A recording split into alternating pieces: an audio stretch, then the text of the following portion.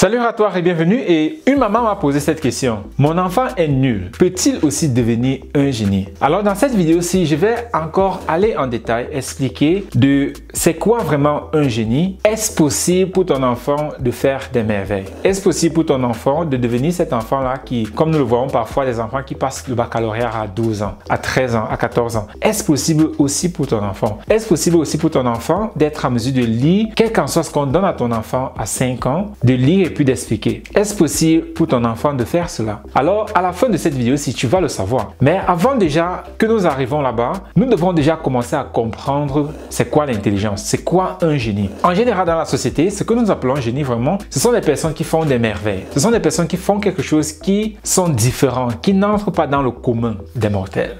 Donc, ce sont des personnes qui, comme j'ai dit tout à l'heure, un enfant qui a 12 ans, à 14 ans, il termine avec ses études. Vous voyez des enfants à 15 ans qui finissent avec leurs études universitaires. Vous voyez des enfants qui, à 8 ans, ils sont déjà en mesure de lire, d'écrire, de coder, de faire énormément de choses, de créer des entreprises, de créer énormément de choses. Et ces enfants-là, très souvent, alors, on les appelle vraiment les enfants uniques, les enfants vraiment particuliers, des génies, des enfants extrêmement intelligents. Et c'est donc ça que nous voyons, que nous qualifions dans la société comme un génie. Donc, quand on dit toujours un enfant est un génie, un enfant est très intelligent, alors très souvent, ce sont des choses comme ça que cet enfant-là est capable de faire. Donc, c'est ça déjà que nous qualifions comme génie. Une autre question alors qui revient toujours, c'est mais les enfants naissent comme ça, non? Et d'où vraiment cette question-là où la maman m'a dit mais mon enfant il est tellement nul, est-ce qu'il peut aussi devenir intelligent? Est-ce qu'il peut aussi devenir génie? Parce qu'elle a un enfant, elle souffre énormément avec son enfant. Son enfant a énormément des problèmes de concentration, énormément des problèmes de motivation et ce qu'elle ressent aussi parfois c'est énormément de frustration parce que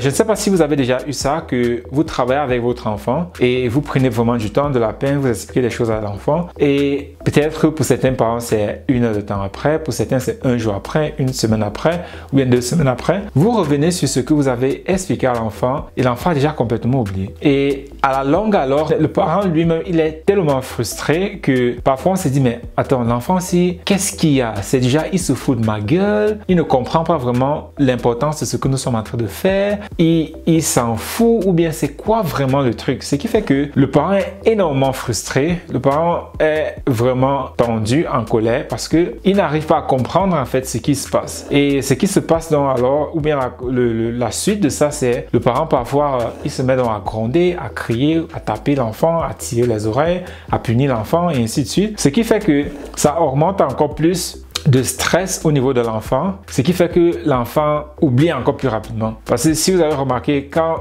nous sommes dans un état de stress colérique, c'est très difficile d'apprendre en fait. Donc ce qui fait que la maman étant frustrée parce qu'elle voit les choses n'avancent pas et elle est vraiment soucieuse et vraiment elle veut le bien de son enfant. Elle sait que pour qu'il réussisse, il doit apprendre, mais malgré les efforts donc elle essaye donc pour apporter à son enfant, pour lui apprendre ce qui est important pour lui, l'enfant oublie, l'enfant n'est pas concentré, l'enfant n'est pas motivé. Donc, ce qui fait que le parent, quelque peu, il est frustré parce qu'il comprend l'importance de cela. Donc, ce qui fait que cette frustration-là, on la déverse sur l'enfant et l'enfant, à son tour, parce qu'il est encore plus, il est maintenant stressé, frustré, il a encore plus de difficultés à comprendre ce qu'on est en train de lui enseigner, ce qui fait que le parent est encore plus frustré et c'est comme ça un cercle vicieux sans fin. Et nous avons des parents avec qui, il y a cette maman-ci avec qui nous travaillons, ça fait 1 an et demi par là. Et c'est un problème qu'elle a eu énormément jusqu'à ce qu'elle arrive à un niveau où sa fille de 8 ans et demi a complètement dit qu'elle ne veut plus aller à l'école. Elle pleurait maintenant seulement dès qu'il fallait juste dire allons apprendre ou bien allons lire quelque chose pour que sa fille commence à pleurer, que sa fille se mette à pleurer. Non, je ne veux pas, non, je ne veux pas, non, je ne veux pas. Donc c'est jusqu'à ce niveau-ci que cette frustration-là peut aussi être développée chez l'enfant, ce qui fait que l'enfant s'éloigne encore plus de l'apprentissage, plus de la lecture. Et quelles sont donc les chances de cet enfant-là vraiment de s'en sortir dans la vie plus tard. Donc, et c'est là donc que certaines mamans me demandent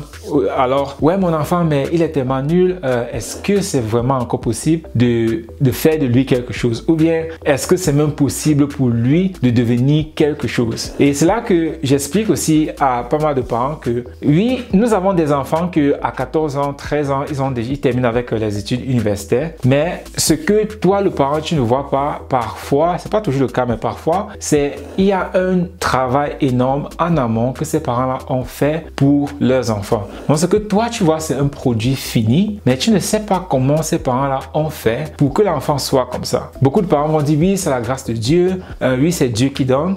Je n'en disconviens pas si c'est ça que vous pensez, mais si c'est Dieu qui donne, alors n'envoyez même pas vos enfants à l'école. Donc quelque part, nous avons aussi notre responsabilité à prendre en ce qui concerne vraiment développer donc l'intellectuel et l'intelligence de l'enfant. Donc, et c'est là que j'explique aux parents, oui, déjà comprendre cela, que certains parents font énormément avec leurs enfants ou bien pour leurs enfants, et ce que toi tu vois de l'extérieur, il y a énormément de choses que ce parent-là a fait en avant. Et c'est ça que malheureusement on n'en parle pas beaucoup, mais tu dois déjà savoir cela, parce que quand tu vois un enfant, il réussit très bien et tu dis seulement parce qu'il va dans la même école que ton enfant, toi tu penses juste que c'est parce qu'il est à l'école ou bien ils sont dans la même école, alors ton fils devait aussi bien s'en sortir. Mais tu ne vois pas tout le travail et l'investissement que ses parents ont fait déjà sur lui avant même que l'enfant aille à l'école. Donc ça, c'est un facteur déjà très important à prendre en considération. Et oui, peut-être un enfant sur peut-être 1000 ou bien 1 million, donc de ces enfants-là qui, trop rien, le parent n'ont vraiment rien fait, ou le parent vous-même, vous voyez qu'ils n'ont rien fait, mais l'enfant a développé ces aptitudes-là. Oui, les cas comme ça, il y a aussi. Mais la majorité de ces enfants-là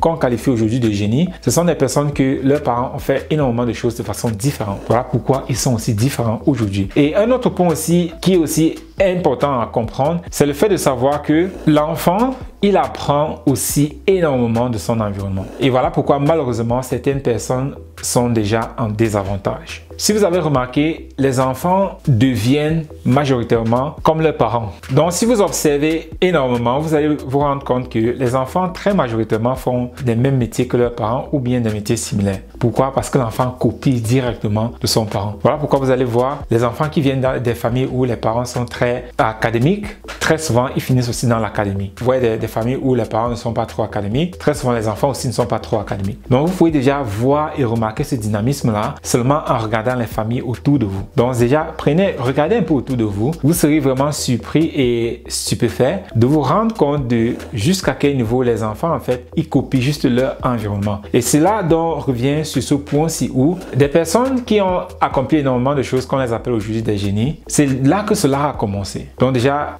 par l'environnement, par les parents, ce que les parents ont fait, ce que les parents ont mis sur pied pour que l'enfant devienne donc ce qu'il est aujourd'hui. Et si toi, le parent, tu n'as donc pas ces informations-là, si tu n'as pas donc cette méthodologie-là pour aussi dupliquer et refaire la même chose avec ton enfant, c'est clair que ton enfant, lui, il n'aura pas grand-chose ou bien il ne va pas pouvoir accomplir tous ces merveilles-là et il ne serait donc par conséquent pas un génie. Parce que beaucoup de parents, parfois, c'est la façon dont ils se limitent ou bien limitent leurs enfants, ils pensent que l'enfant naît déjà avec un don. Ça aussi, c'était une autre question où un papa m'a dit, mais chacun naît avec son don, non? Je lui ai dit, pas vraiment, parce que si prenons par exemple la langue, il y a des personnes où on dit waouh, il parle très bien la langue, mais la raison pour laquelle tu parles par exemple le français, c'est parce que soit tu as appris français un peu plus tard dans ta vie, ou bien tu es né dans un environnement où on parlait français et directement tu as copié cela. Donc ça veut dire que si tu naissais en Chine, tu devrais automatiquement parler le chinois. Donc ça veut dire que l'environnement aussi a un rôle tellement important là-dedans. Et vous allez vous en rendre compte que, surtout les parents, je vous invite vraiment à regarder ce point. C'est si vous parlez énormément de votre travail à la maison, vous allez vous en rendre compte que votre enfant aussi utilise ces mots-là. Et je discutais avec une maman, elle est avocate, son mari aussi est avocat, ce qui fait que entre eux, bon, ils ont le même vocabulaire, le même jargon. Ils sont constamment en train de parler des cas, des dossiers qu'ils sont en train de travailler dessus,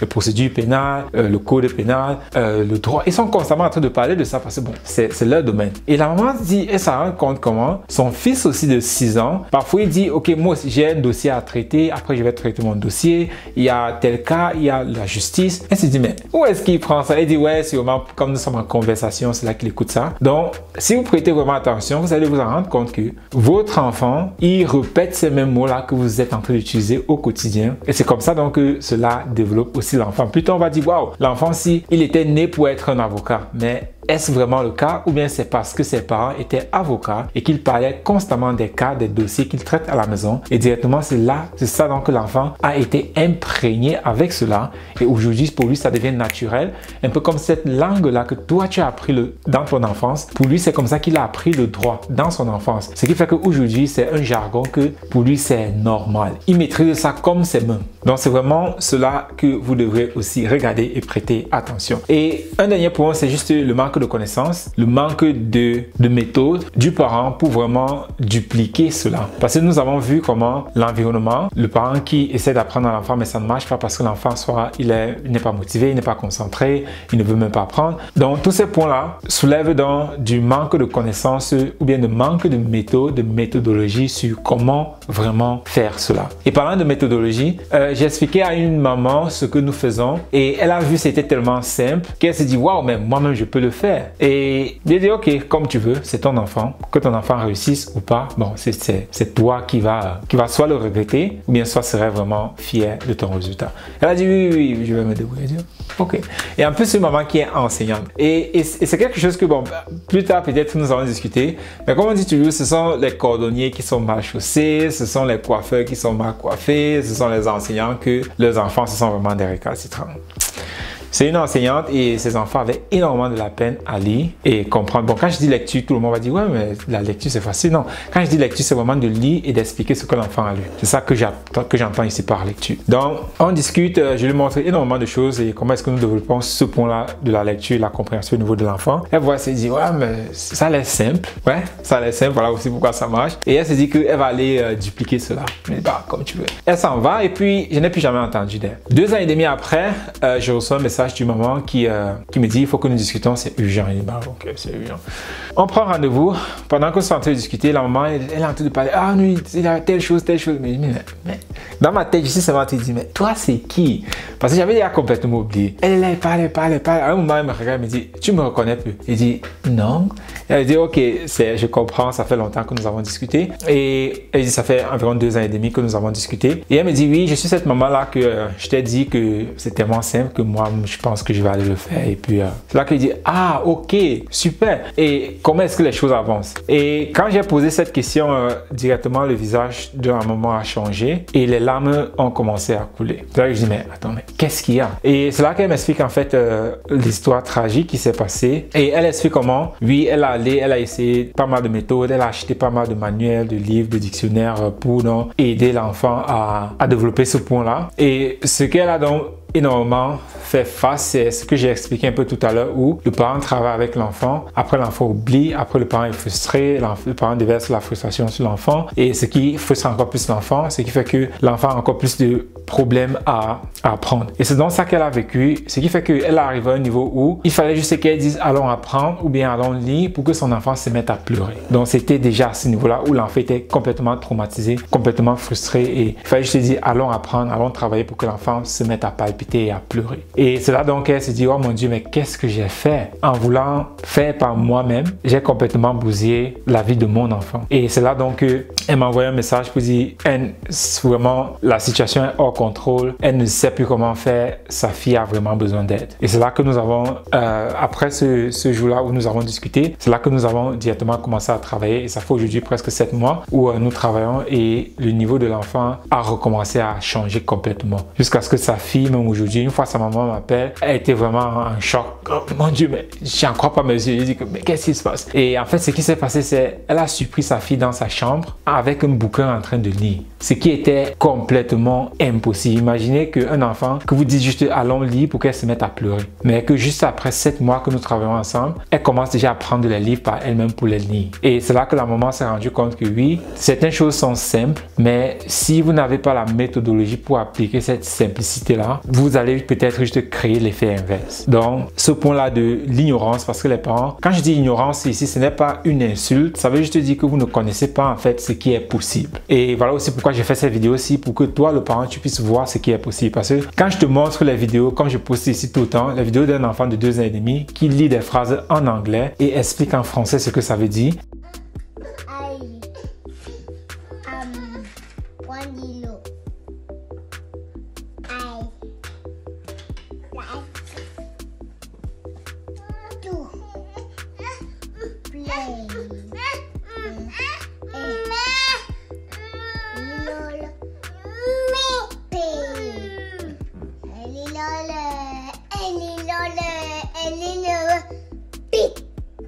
Bravo. Ça veut dire que je vais jouer un petit peu. Oui, j'aime jouer un petit peu. Ok, on continue. Si je ne te montre pas une vidéo comme ça, ce sera difficile vraiment de croire que c'est possible. Mais quand je te montre des vidéos de 10, 20, 30, 100, 1000 enfants comme ça, pour toi, ça devient que ouais, c'est possible. Et c'est dans ça. Nous travaillons déjà avec des milliers de parents et c'est la même chose tout le temps que nous obtenons. Donc, n'essaie pas de réinventer comment les choses fonctionnent. Utilise plutôt ce système-là qui fonctionne déjà de telle sorte que ton enfant soit épanoui. Donc, c'était ce point-là de manque de compréhension de comment est-ce que ça fonctionne. Et le dernier point que je peux mentionner, qui entre aussi dans tout ce que j'ai dit là, c'est vraiment le suivi. Donc, quel type de suivi est-ce que vous êtes en train d'apporter à vos enfants? Est-ce que parce que vos enfants vont à l'école, pour vous, c'est que non, ça suffit comme ça, vous avez déjà tout fait pour eux? Ou bien, quel type de suivi et d'accompagnement est-ce que vous êtes entré, est-ce que vous apportez encore pour vraiment assurer leur bonheur et leur réussite dans la vie? Parce que ce que je peux vous dire aujourd'hui, c'est quand nous regardons le système éducatif, l'éducation présentement, malheureusement, ce système-là n'est plus adapté, n'est plus adéquat pour vraiment préparer votre enfant pour le futur. Et nous remarquons ça aujourd'hui énormément que beaucoup de parents ou bien beaucoup d'adultes, malgré leur diplôme universitaire, se retrouvent toujours en train de faire des formations supplémentaires avant de trouver un travail. Parce qu'avec seulement ce diplôme-là, ils n'arrivent plus à s'en sortir. Déjà aussi, mais il faut voir, le niveau scolaire a énormément baissé. Il y a aussi ça déjà qui joue un rôle très important et que malheureusement, beaucoup de parents ne sont pas au courant ou bien informés de cela parce qu'ils ne prêtent pas vraiment attention à ce qui est en train de se passer dans la vie de leurs enfants et dans l'éducation de leurs enfants. Donc, pour répondre à la question, ton enfant ne s'en sort pas, ton enfant, tu trouves qu'il est bête, il est nul, est-ce possible pour lui aussi de devenir un génie? La réponse c'est oui, c'est possible. Grâce à ce que nous faisons, nous développons le génie des enfants. Nous avons énormément des enfants avec qui, quand leurs parents sont arrivés chez nous, ils n'arrivaient même pas à lire, ils ne comprenaient rien de rien, mais aujourd'hui, ils peuvent t'expliquer les choses que toi-même tu restes comme ça, tu dis: comment tu connais ça? Nous avons ça énormément. Vous voyez un enfant qui il avait complètement des difficultés même à lire. Aujourd'hui, il vous explique des équations mathématiques, il vous explique comment est-ce que ça fonctionne, parce que pour lui, ça devient normal. Des enfants qui vous expliquent comment les atomes fonctionnent, les molécules. Et quand je parle d'enfants, peut-être tu vas penser que peut-être des enfants de 15 ans. Non, ce sont des enfants de 8 ans, 9 ans. Ce sont les enfants de 8 ans, 9 ans. Un enfant de 8 ans qui te parle des mathématiques, qui te parle des fonctions. Et c'est vraiment incroyable. Il te parle des molécules, il te parle des atomes. C'est vraiment incroyable de voir cela de ses propres yeux. Et je pense que c'est encore plus incroyable pour toi le parent de vivre cela. Parce que imagine-toi avoir un enfant comme ça. Imagine-toi ne plus avoir cet enfant-là qui, quand tu parles, on ne t'écoute pas, tout le temps en train de crier, pas concentré, pas motivé, n'aime pas la lecture. Imagine-toi transformer cet enfant-là à quelqu'un qui est passionné de lecture, adore l'apprentissage et est vraiment poli et t'écoute quand tu le parles. Imagine-toi avoir un enfant comme ça. Qu'est-ce que cela ferait pour toi? Qu'est-ce que cela changerait dans ta vie d'avoir un enfant comme ça? Et comment est-ce que tu te sentirais d'avoir un enfant comme ça? Parce que rends-toi compte qu'aujourd'hui, c'est possible grâce à ce que nous faisons. Mais pour que tu arrives là-bas, il va falloir juste que tu fasses une chose. Et cette une chose-là, c'est de m'envoyer un message. Juste un message pour transformer la vie de tes enfants et ta vie. Parce que imagine comment les autres parents vont te regarder. Et c'est ça que beaucoup de parents avec qui nous travaillons, ils racontent. Il y a cette maman-ci, par exemple, Francine, qui a 5 enfants. Et elle raconte comment ses enfants à l'école, les enseignants, les autres parents sont constamment toujours en train d'apprécier ses enfants. Et pour elle, elle est vraiment, ça lui rend vraiment heureuse. Parce que imaginez-vous que les enseignants sont constamment en train de dire, mais c'est vraiment incroyable la rapidité avec laquelle vos enfants apprennent. C'est vraiment incroyable comment vos enfants font des choses. Comment est-ce que vous vous sentirez? Donc, pour cela, juste une chose, envoyez-moi un message et ensemble, nous allons faire de vos enfants des génies.